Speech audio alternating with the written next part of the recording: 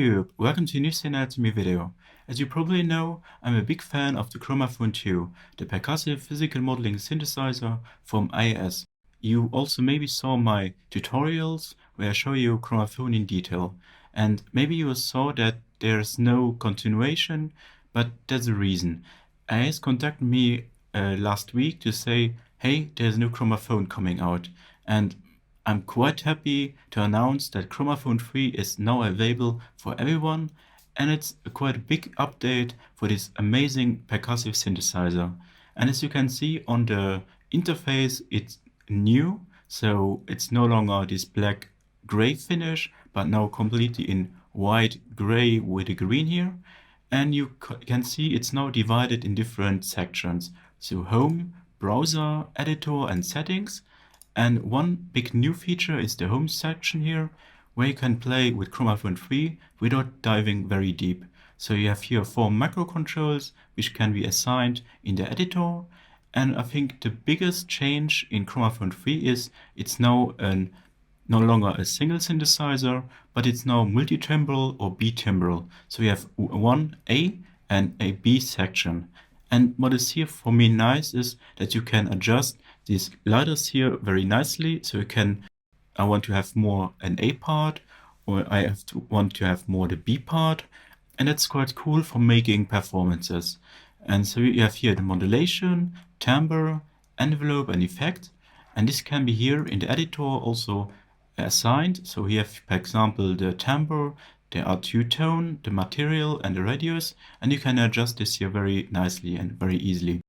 A second new feature is it got a brand new browser, so you can now here choose your favorite sounds. You have also the Chromaphone 2 synthesizer patches included, so if you love them, you can still use these sounds or use your extensions. And Chromaphone 2 3 comes also now with a lot of new sounds, and to be honest, they sound really, really nice. One other thing I want to show you is the new multi-timbral engine, or the B-TIMBRAL engine, can also split. So you can say, I want to play the sound A on the left side, on the B side on the right side. So you can split your keyboard. So here's now a function split. You can see it becomes green and red here. And if you're going to, for example, you can say, I split the keyboard at C4 or at C3 or C1. So you can change this how do you like, and that's quite nice. Maybe you're asked now what changed in the synthesis. Unfortunately, there's no change. So there's still the same engine you know from the Chromaphone 2. So all the users who have Chromaphone 2 will love it and will familiarize very quickly with it. The biggest new addition, as I said, is the B-TIMBRAL engine.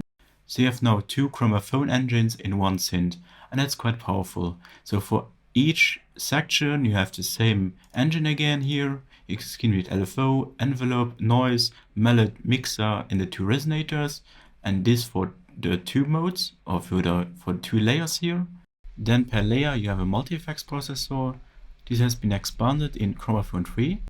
Now you have new effects, including a guitar amplifier.